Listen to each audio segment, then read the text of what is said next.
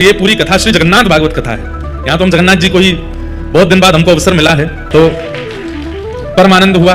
महाप्रभु जगन्नाथ जी ने जगन्नाथपुरी बुलाया है, तो बड़े सौभाग्य की बात है। तो सतयुग, त्रेता, द्वापर और कलयुग के भगवान हैं श्री जगन्नाथ महाप्रभु। इसलिए बंधुओं एक बात बोलें, कलयुग में व्यक्ति इतने पाप कर्म करता है। हम आप सब लोग जो इस पंडाल में बैठे, हम लोग तो अपने गुरुजनों की कृपा से अपने धर्म का पालन करते हैं, कथा सुनते हैं, नाम जप करते हैं, तो हम तो फिर भी बहुत बचे, पर हमसे भी कुछ ना कुछ पाप बन ही जाता है। तो जो लोग बिल्कुल धर्म नहीं करते वो कितना पाप प्रतिदिन करते हैं। सतयुग, त्रेता, द्वापर में जो मनुष्य अपने जीवन काल में 2-4 बार पाप कर देता है, वो पाप तो हमसे हर घंटे बनते हैं इस कलिकाल में। पूरे जीवन में जो पाप बनता है सतयुग, त्रेता, द्वापर में, वो कलयुग के लोग हर दिन करते हैं। कैसे उद्धार होगा हमारा, कैसे कल्याण होगा हमारा, इसकी चिंता हुई महाप्रभु जगन्नाथ जी को। तब महाप्रभु जगन्नाथ जी ने अत्यंत सरल, अत्यंत सहज, अत्यंत दीन वत्सलता, अत्यंत भक्त वत्सलता धारण रूप करके महाप्रभु जगन्नाथ जी विराजे। इतनी सहज पापों की निवृत्ति जगन्नाथपुरी में कर दी है। महाप्रभु जगन्नाथ जी के महाप्रसाद का एक तनका भी यदि व्यक्ति रोज पाता है, महाप्रसाद का एक तो सबसे बड़ी बात है, जगन्नाथपुरी में सब कुछ महा है। पूरी दुनिया में प्रसाद है, यहां पे महाप्रसाद। पूरी दुनिया में ठाकुर जी आजान बाहु हैं, यहां पे महाबाहु हैं। पूरी दुनिया में समुद्र नारायण हैं, लेकिन यहां पे महोदधि, यहां पे समुद्र भी महोदधि हैं। पूरी दुनिया में प्रभु हैं, यहां पे महाप्रभु, यहां सब कुछ महा है। श्री क्षेत्र में जैसे ही व्यक्ति प्रवेश करता है, जगन्नाथ जी के दर्शन की तो बात बहुत आगे है। जहां से श्री नील चक्र दिखाई देना प्रारंभ हो जाता है, नील चक्र दर्शन करते ही जन्म से लेकर अब तक जितने पाप हैं, नील चक्र के दर्शन से तुरंत सब पाप समाप्त हो जाते हैं। ये जगन्नाथपुरी। आप यहां भीतर आओगे, महाप्रसाद पाओगे, जगन्नाथ जी का दर्शन करोगे, रथ यात्रा का दर्शन करोगे, स्नान पूर्णिमा का दर्शन, वो तो बहुत आगे की बात है। जैसे ही भुवनेश्वर से, कटक से, जहां से भी आप आ रहे हो, बस एक चीज का ध्यान रखना है कि जब जगन्नाथपुरी आ रहे हो तो नेत्र खोल करके चारों तरफ देखते आओ। जैसे ही नील चक्र दूर से दिखाई दे जाते हैं, कम से कम 8-10 किलोमीटर दूर से ही महाप्रभु जगन्नाथ जी का शिखर दिख जाता है। और उसमें जो नील चक्र है, उस नील चक्र का केवल दर्शन कर लीजिए। उस दर्शन का ही इतना प्रभाव है कि जन्म से लेकर के अब तक जितने पाप किए हैं सब नष्ट हो जाते हैं। सोचो, जैसे नील चक्र देखा, हमारे पाप शून्य हो गए, जीरो, कुछ नहीं बचा अब हमारे अंदर। अब यहां रहकर के जगन्नाथ जी दर्शन किए, महाप्रसाद पाया, यहां रहकर के कथा सुन रहे हैं, महोदधि समुद्र में स्नान करेंगे। आज एकादशी है, स्कंद पुराण में कहते हैं और जगह एकादशी पर व्रत किया जाता है, लेकिन जगन्नाथपुरी में आकर, अच्छा व्रत भी जो लोग नहीं करते और जगह रहने वाले, उनको भी निषेध कहा गया कि रोटी भले ही खा लेना, चावल तो बिल्कुल नहीं पाने। लेकिन जगन्नाथपुरी का नियम है, यहां पर एकादशी के दिन आकंठ भोजन करना चाहिए, और उसमें भी क्या पाना चाहिए, महाप्रसाद पाना चाहिए, आकंठ। अच्छा एक बात और, कई लोग कहते हैं कि श्री जगन्नाथपुरी में एकादशी नियम होता ही नहीं, और अगर ये बहाना लगा करके होटल पे खा रहे हैं, बाहर कुछ भी खा रहे हैं, चाउमीन, पिज्जा, बर्गर उड़ा रहे हैं एकादशी के दिन, और कह रहे हैं कि यहां तो एकादशी होती नहीं, तो महापाप लगेगा। एकादशी के दिन केवल और केवल महाप्रसाद ही आप लोग पा सकते हैं। ठाकुर जी का अधरामृत पाने की आज्ञा है, बाहर का अपनी जीव के चटोरेपन के लिए कुछ खाने लग जाओगे तो अपराधी है भैया वो। इसलिए आज एकादशी है। आज हम सुबह निकले मुंबई से, कुछ नहीं पाए, केवल पानी पर रहे।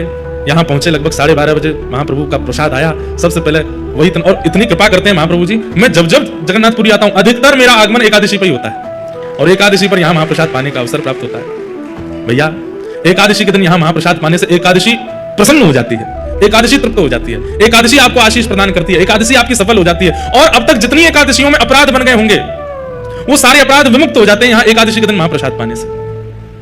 ऐसी जगन्नाथपुरी है। और कहते हैं द्वादशी को, त्रयोदशी को, एकम को, द्वितीया को, चतुर्थी को, अष्टमी को जितना मन हो उतना पाना, लेकिन एकादशी के दिन जितनी क्षमता है उससे ज्यादा पाना है, आकंठ पाना है। हाँ, जितनी खुराक है उससे अधिक पानी की आज्ञा करते हैं स्कंद पुराण में। ऐसे महाप्रभु जगन्नाथ जी की हम नगरी में आए। बंधुओं, आज तो कथा हुई, शाम को 4:30 बज गए, सब लोग इधर देखो, पर कल से कथा का समय है सुबह 10 बजे से। 10 बजे से लेकर के 1 बजे तक का समय है कथा का। आप सब लोग उससे पूर्व ही बाल भोग आदि करके बिल्कुल चकाचक आनंद करके सब लोग आके बैठ जाना 10 बजे तक, और फिर 10 बजे से लेकर 1 बजे तक हम लोग कथा श्रवण करेंगे। फिर कल हम पूरी आपको सूचना देंगे हर दिन कथा के बाद में क्रम क्या है। कथा यहां 1 बजे पूरी होगी, उसके बाद आप सब लोग जाकर के अपना प्रसाद आदि पाके थोड़ी देर विश्राम करो। शाम को एक स्थान बता दिया जाएगा, 4:30-5 जो भी समय रहेगा, उतने बजे सब लोग वहां इकट्ठे होंगे, अपने अपने साधन अपने आप लेकर के आएंगे। और जिनको बहुत ही आराम करने की इच्छा, वो आराम भी कर सकते हैं, कोई दिक्कत नहीं। महाराज जी बोल गए आराम दंडवत है, करते रहो, दंडवती करते रहो। जो यहां केवल कथा सुनेंगे और लेटे रहेंगे उनकी डंडोती होती रहेगी। लेकिन कुछ लोगों को प्रतिबंध है, वो डंडोती ज्यादा नहीं कर सकते, जैसे हमारे परिकर के लोग। हमारे परिकर के लोग तो बेचारे भूखे प्यासे से रहे, सोवे के काजे, उन लोगों को बिल्कुल निषेध है, वो दंडवती नहीं कर सकते। बाकी जो थोड़े वयोवृद्ध हैं, थोड़ी उम्र के हैं, खूब चकाचक आप लोग सोइए, कोई दिक्कत नहीं। लेकिन जितने युवा हैं सब इकट्ठे हो जाएंगे और फिर संध्या के समय रोज की योजना बनेगी, कहां कहां दर्शन के लिए हम लोग जाएंगे। वहां दर्शन को जाया करेंगे, वहां जाकर के खूब उन्माद कीर्तन करेंगे, आनंद करेंगे। लौटते समय फिर महाप्रभु जगन्नाथ जी का दर्शन करते हुए अपने अपने कक्ष में सब लोग जाएंगे। हम आप लोगों के साथ में ही रहेंगे, तो ज्यादा खींचा तानी, फोटोग्राफी, सेल्फी वेल्फी करना मत। सब बिल्कुल ऐसे चलेंगे, बाल गोपाल चौर प्रचार प्रसार मंडल। हाँ बिल्कुल, जैसे ठाकुर जी की मंडली है वैसी मंडली बना करके हम लोग चलेंगे। तो आप लोग ये मत सोचना ही महाराज जी हैं, यूं सोचो हमारे सखा हैं, तो चकाचक वैसे ही चलना। अब वो कुछ 4 लोग घेर के चल रहे हैं, छुओ मत महाराज जी के, पांव मत पकड़ो, कोई खोंचा मार रहे हो, कोई बगलबंदी खींच रहे हो, ये सब मत करिए भैया। प्रेम से घूमेंगे, डोलेंगे, आनंद करेंगे। कभी कहीं महाप्रसाद पाएंगे, कभी कहीं पाएंगे भी नहीं भी पाएंगे, जैसी जगन्नाथ जी की इच्छा होगी वैसा सब क्रिया करेंगे। रोज का ऐसा ही क्रम रहेगा। जिस दिन समुद्र स्नान करना होगा उस दिन की आप सबको योजना बता देंगे, सब लोग समुद्र स्नान करेंगे। पर भैया हम पहले ही आप लोगों से हस्ताक्षर करवा लेंगे कि कहीं तुम हमारी आज्ञा के बिना बहुत भीतर गए तो सीधे वैकुंठ में जाके हमारी प्रणाम कर देना। हाँ, कहीं पता चली महाराज जी लेके गए थे भैया, सीधे क्षीर सागर में प्रवेश कर गए, ऐसा मत कीजिएगा। जिन लोगों को तैरना आता है उन लोगों से हमारी विशेष प्रार्थना कि किनारे ही ना आना, क्योंकि जिनको तैरना नहीं आता वो बेचारे अंदर जाएंगे ही नहीं। तैरना जिनको आता है हरकतें भी वही करते हैं। इसलिए महोदधि, ये महोदधि हैं, इनकी लहरें यही कहती है कि किनारे पे ही नहा लो, ज्यादा भीतर आने की प्रयास मत कीजिएगा। इसलिए आप सब लोग अपना ध्यान रख के वहां स्नान कीजिएगा। एक बंधुओं नियम इस कथा से आप लोगों को धारण करना है। महाप्रसाद का नियम आज से ही प्रारंभ कर दीजिए। आप लोग जहां कहीं भी भोजन करेंगे, आपके रसोइया बनाएंगे, अच्छी बात है, पर किसी भी एक समय महाप्रसाद पाना है। महाप्रसादे गोविंदे, यहां का महाप्रसाद सामान्य नहीं है। और पहली बात, यहां के महाप्रसाद को कभी भी ऐसा नहीं कहना भाई चावल दे दो, दाल दे दो, ये वाली सब्जी दे दो, चटनी दे दो, नहीं। आप महाप्रसाद के अलावा अन्य किसी भी शब्द का प्रयोग करेंगे अपराध लगेगा। ठाकुर जी से भी ज्यादा महिमा है यहां महाप्रसाद की। इसलिए महाप्रसाद का नियम आज से आप लोगों को धारण करना है। 7 दिन तक जो यहां रहेंगे 24 घंटे में एक बार महाप्रसाद आपके मुखमंडल में जाना चाहिए। महाप्रसाद के कुछ नियम हैं। पहला नियम, धरती पर बैठ करके ही पाना है। जिन लोगों के पांव में ताकत ना हो वो कुर्सी पर बैठ सकते हैं, बाकी धरती पर ही बैठना है। आसन लगाना नहीं है, किसी भी प्रकार के चद्दर दरीचा कुछ नहीं बिछाना है नीचे। सामान्य पृथ्वी पर बैठिए और सामने पत्तल केले के पत्ते में महाप्रसाद ग्रहण कीजिए। दूसरा नियम, महाप्रसाद के प्रत्येक ग्रास को लेते समय यही मानना है कि श्री महाप्रभु जगन्नाथ जी ही मेरे अंतस्थ में, जैसे कथा में कानों से प्रवेश करते हैं, दर्शन में नेत्रों से प्रवेश करते हैं, ऐसे ही महाप्रसाद के रूप में मुख से प्रवेश कर रहे हैं, भीतर जा रहे हैं महाप्रभु जी। प्रत्येक ग्रास को लेते समय यही भाव रखना है कि ये महाप्रभु जगन्नाथ जी, एक तिनका भी छोड़ना नहीं। भले ही 2 घंटा लग जाए, घूम घूम करके आओ, थोड़ा पचा के फिर पालो, लेकिन वो छोड़ना नहीं है। एक तिनका भी अगर आप लोग उसका व्यर्थ करते हैं तो उसका अपराध बताया गया स्कंद पुराण में कि फिर देवता आकर के उसको पाते हैं और फिर देवताओं को उच्छिष्ट पवाने। वैसे तो महाप्रसाद उच्छिष्ट नहीं होता है, महाप्रसाद कोई भी पा सकता है, लेकिन आपका उच्छिष्ट कहीं फेंक दिया गया और उसके बाद देवता आकर के जब उसको देखते हैं तो उनको जो क्रोध आता है उस क्रोध का अपराध आपको लगेगा। तो या तो उतना ही लीजिए जितना पा सकते हैं, उससे अधिक यदि लिया है तो एक तिनका भी व्यर्थ ना जाए। यह महाप्रसाद का तीसरा नियम है। पूरी पत्तल जैसी रखी गई थी आपके उठने समय वैसी ही मिले, बिल्कुल सब एक एक कण आपके मुख में चला जाए। उसका प्रभाव 7वें दिन देखिएगा। नित्य महाप्रसाद पाने का आपको अनुभव होगा कि यहां से लौटने के बाद आपकी भक्ति में, आपके प्रेम में, आपके व्यवहार में, आपके स्वभाव में पहले से ज्यादा दीर्घता आ गई होगी ठाकुर जी के प्रति।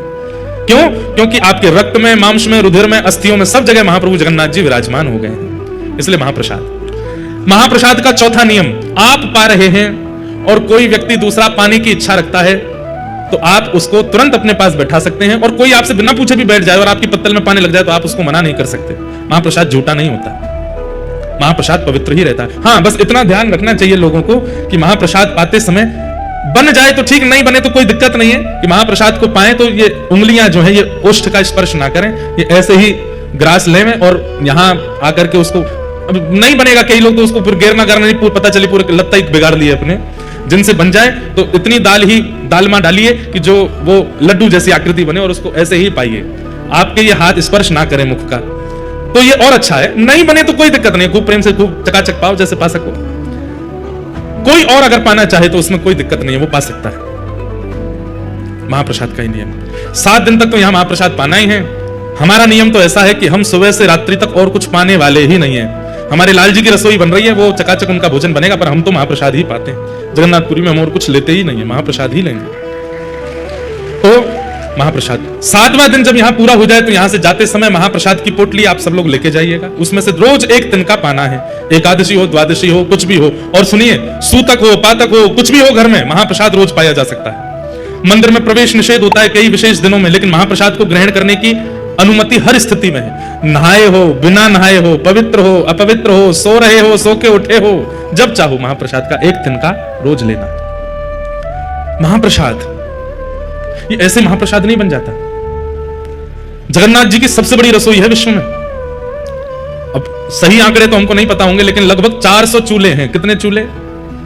400 चूल्हा है भीतर, और 700 बनाने वाले सब हमारे सेवक जन हैं। 700 रसोईया कितने हैं भैया? 10,000 आदमियों का भोजन भी ज्यादा से ज्यादा 100-150 लोग बना देते हैं, लेकिन केवल महाप्रभु जगन्नाथ जी, सुभद्रा जी, बलभद्र जी 3 हैं, और चौथे हमारे सुदर्शन जी। इनके लिए प्रसाद बनाते हैं 700 सेवक जन लगते हैं। वो भी बड़े नियम से लगते हैं, और वे भी कोई पुरुष रूप में नहीं है, तो वो पुरुष रूप में ही, लेकिन भीतर प्रवेश करते ही रसोई घर में वे सब ठाकुर जी की सहचरियां उसी भाव से ही निर्माण करते हैं। निर्माण होने के बाद में फिर उसका गोपाल मंत्र से उसका आवाहन होता है, आदि आदि बड़े नियम से महाप्रसाद सिद्ध होता है। उसके बाद जब वो रसोई घर से महाप्रभु जी के पास जाएगा, कोई सामने नहीं आना चाहिए, ऊपर से पक्षी भी नहीं जाएंगे, एक कुछ भी ऐसी घटना होती है, फिर भोग ठाकुर जी को नहीं पधराया जाता। महाप्रभु जगन्नाथ जी के सन्मुख पधराने के बाद भी वो महाप्रसाद नहीं बना है। महाप्रभु जी को पधराने के बाद फिर वो बगल में ही विराजमान श्री बिमला माता जी को पधराया जाता, उसके बाद वो महाप्रसाद होता है। बिमला माता कौन है? दर्शन कीजिएगा। जो शक्तिपीठ हैं भारत में, उनमें से एक शक्तिपीठ महाप्रभु जगन्नाथ जी के मंदिर में ही है, विमला देवी। महाप्रभु जी को प्रसाद अर्पित होने के बाद में विमला देवी जी के सन्मुख पधराया जाता है, और जब विमला देवी उसको पा लेती है तब वो महाप्रसाद कहलाता है। उसके बाद वो सब देवी देवताओं में सब में वितरण होता है, सब भक्तों में वितरण होता है। उसके बाद आनंद बाजार में आता है, और वहां से हम आप सब लोगों को मिलता है। विमला देवी कौन है? पार्वती। आप कहेंगे महाराज जी नारायण और लक्ष्मी जी का तो मेल देखा है, आप कहेंगे कृष्ण किशोरी जी का मेल देखा है, पर ये जगन्नाथ जी का विमला देवी पार्वती जी कैसे विराज रही? तो एक बहुत सुंदर कथा है स्कंद पुराण में। ठाकुर जी का महाप्रसाद सबको नहीं मिलता था जगन्नाथ जी के विराजमान होने से पहले। ध्यान से सुनिएगा, श्री ठाकुर जी का महाप्रसाद सब जगह प्रसाद है, यहां महाप्रसाद है। ये महाप्रसाद या तो जगन्नाथपुरी में है या वैकुंठ में है, और तीसरा कोई स्थान नहीं है महाप्रसाद का। या तो जीवित अवस्था में जगन्नाथपुरी में महाप्रसाद मिल सकता है, या मृत्यु के उपरांत कोई वैकुंठ गया तो वहां मिलेगा, लेकिन वैकुंठ में भी बहुत मुश्किल है। कैसे मुश्किल है सुनो। एक बार नारद जी पहुंचे, और नारद जी रोज दर्शन करते हैं ठाकुर जी का, दर्शन करके आनंदित हो जाते हैं, परिक्रमा लगाते हैं। कभी ठाकुर जी की माला जी मिल जाती है, कभी ठाकुर जी का उपरना मिल जाता है, कभी ठाकुर जी की इत्र प्रसादी मिल जाती है, कभी ठाकुर जी का चंदन प्रसाद मिल जाता है। दर्शन करते करते वर्षों बीत गए, तो नारद जी के मन में आया सब प्रसाद मिलते हैं, एक बार ठाकुर जी का अधरामृत महाप्रसाद मिल जाए। तो नारद जी बोले, मैं नारद हूं, मेरी बात को कोई रद्द नहीं कर सकता, मैं मांगूंगा तो मुझे देना पड़ेगा। सब लोग इधर देखो, ध्यान से सुनो। तो श्री नारद जी महाराज प्रार्थना करने लगे, जय विजय से प्रार्थना की, निरस्त हो गई। और समीप जाकर के कोई अति सामीप्य वर्तन से पूछी, उन्होंने भी निरस्त कर दी। तब किसी ने संकेत किया, बोले एक को अधिकार है महाप्रसाद देने का। बोले किसका? लक्ष्मी जी का। नारद जी महाराज लक्ष्मी जी के पास गए और कहा कि हे मां, आप कृपा करो। बोले क्या कृपा करो? ठाकुर जी का महाप्रसाद चाहिए हमको। लक्ष्मी जी बोली क्या बात कर रहे हो? बोले हाँ, ठाकुर जी जो प्रसाद पाते हैं उसके बाद जो महाप्रसाद तिनका प्रसाद वो हमें चाहिए। लक्ष्मी जी बोली असंभव, वो नहीं प्राप्त हो सकता। बोले क्यों? बोले जब ठाकुर जी प्रसाद पाते हैं तो ठाकुर जी की प्रसाद पाती जैसे ठाकुर जी उठ के जाते हैं, वो थाली जो है ना, उस पर सबसे पहला अधिकार तो हमारा है। और हमारे बाद ये जितनी सहचरियां वैकुंठ की हैं, जितनी हमारी सेवा में रहती हैं, इन सबके भी साल बटे हुए हैं, इतनी संख्या में हैं कि एक साल में केवल इतनी सखियों को मिलेगा, उसके अगले साल इतनी सखियों का नंबर आएगा, फिर उस अगले साल 100 साल में जाकर के तो सखियां पूरी होती हैं, इनको भी पूरा नहीं बढ़ता। जय विजय आदि तक को प्राप्त नहीं हो पाता, आपको कैसे दे दें? एक एक तिनके के भी 5-5 हिस्से होते हैं और वो बटता है सब में। सोच रहे हैं आप? ठाकुर जी की प्रसादी का एक चावल उसके 5 हिस्से किए जाते हैं और वो थोड़े थोड़े छोटे छोटे से हिस्से जो हैं तिल के बराबर वो बटते हैं, वो पाकर के आनंदित होते हैं। कैसे देते हैं आपको? बिल्कुल समय नहीं है, यहाँ तो अभी लंबी लाइन है, 1-1.5 करोड़ साल बाद आना, तब हो सकता है कि एक तिनका का एक अंश तुमको मिल जाए। नारद जी महाराज बोले मुझ पर कृपा करो, इतना प्रतीक्षा नहीं कर सकता, एक बार महाप्रसाद माना।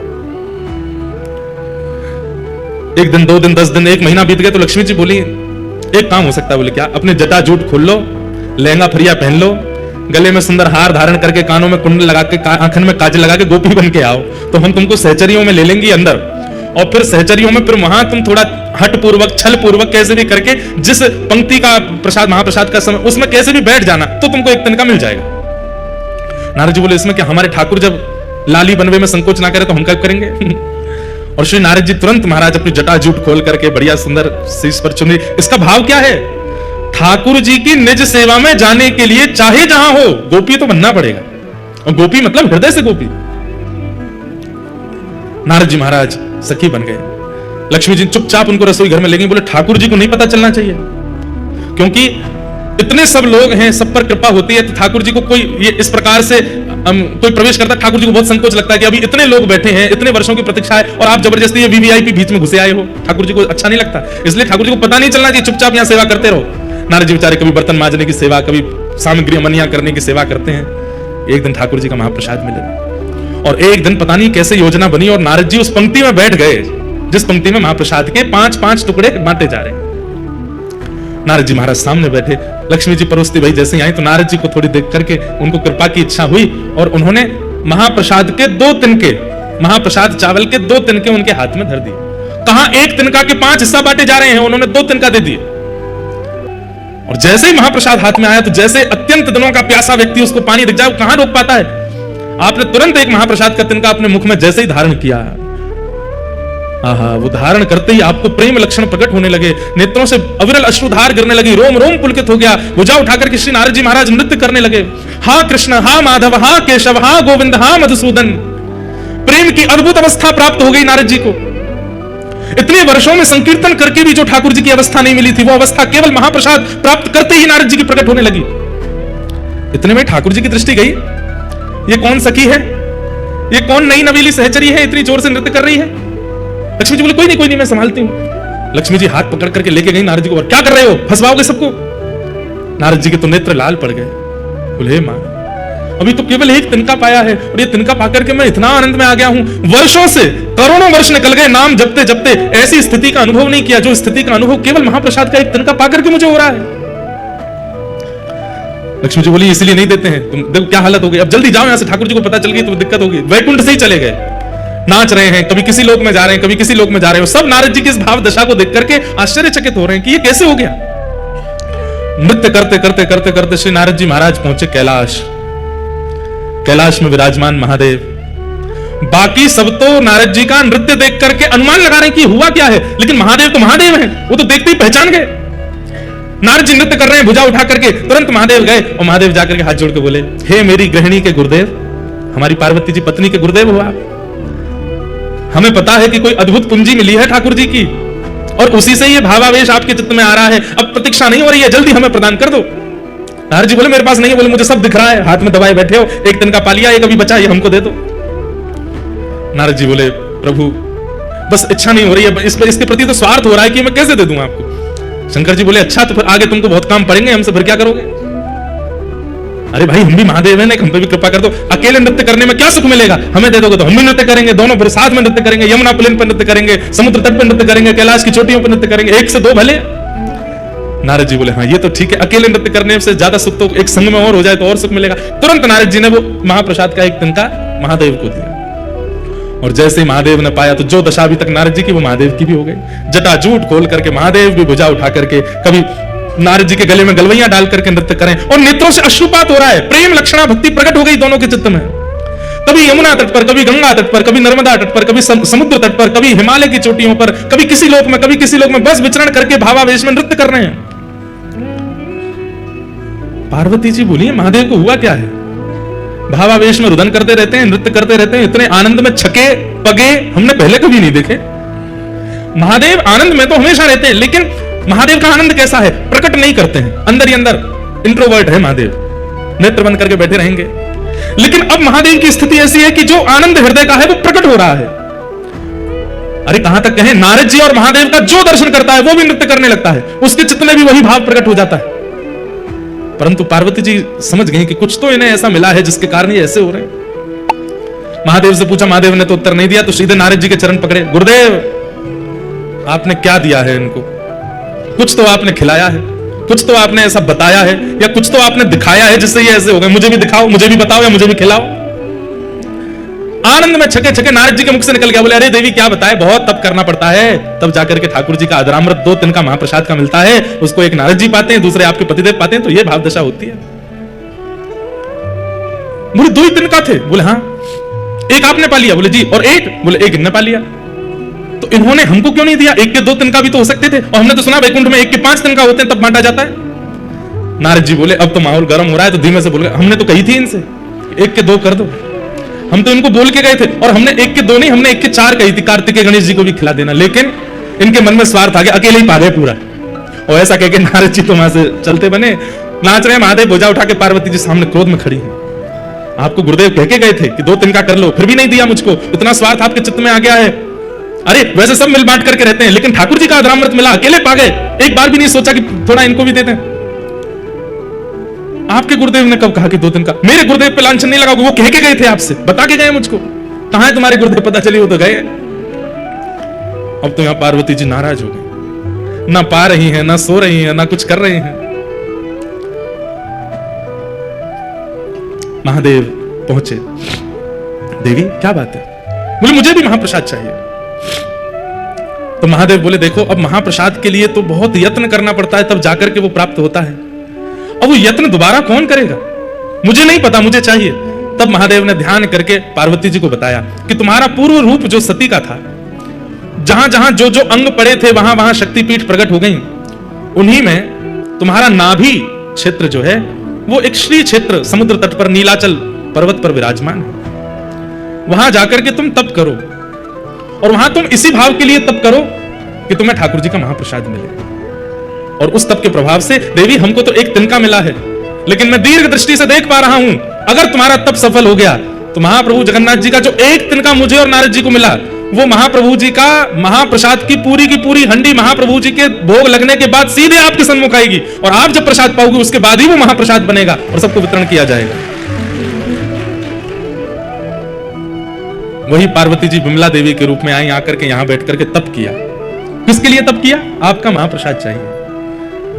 तब महाप्रभु जगन्नाथ जी ने आपको आज्ञा दी, हम जगन्नाथ रूप में यहां विराजेंगे, लक्ष्मी जी ही हमारी रसोई सिद्ध करेंगी। जिस महाप्रसाद को वैकुंठ में प्राप्त करना अति दुर्लभ है, उस महाप्रसाद को मैं अति सहज कर दूंगा इस जगन्नाथ क्षेत्र में। और देवी वो प्रसाद जितनी विधियों से बनेगा उसी विधि से बनता है महाप्रसाद यहां, जिस विधि से वैकुंठ में बनता है। मुझे पूरी विधि अभी भी अच्छे से पता नहीं, अंदर सामग्रियां कैसे धोई जाती हैं, कैसे अमनियां की जाती हैं, फिर उनको कैसे किन किन मंत्रों को बोल करके सामग्री डाली जाती है, फिर उसके बाद 9 हंडियां रखी जाती हैं। सबसे पहले ऊपर वाली हंडी पक करके तैयार होती है ऊपर ठाकुर जी के सन्मुख, उसके पीछे भी बहुत विधियां होती हैं, तब जाकर के महाप्रसाद सिद्ध होता है।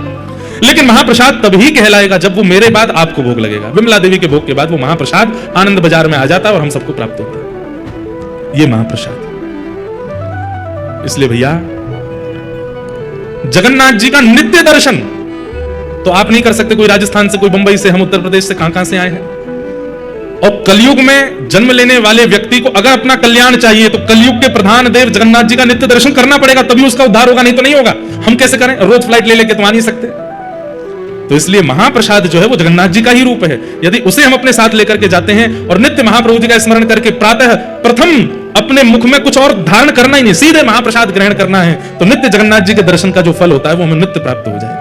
इसलिए आज से महाप्रसाद जी का नियम धारण कर लीजिए, प्रत्येक दिन महाप्रसाद पाना है। ऐसे जगन्नाथपुरी में आज हम आप सब लोग आए हैं। यहाँ की रथ यात्रा तो 2 दिन 3 दिन में पूरी हो जाती है, परंतु ये रथ यात्रा कथा रूपी तो 7 दिन तक चलने वाली है। खूब आनंद हम लोगों को होगा, खूब सुख मिलेगा।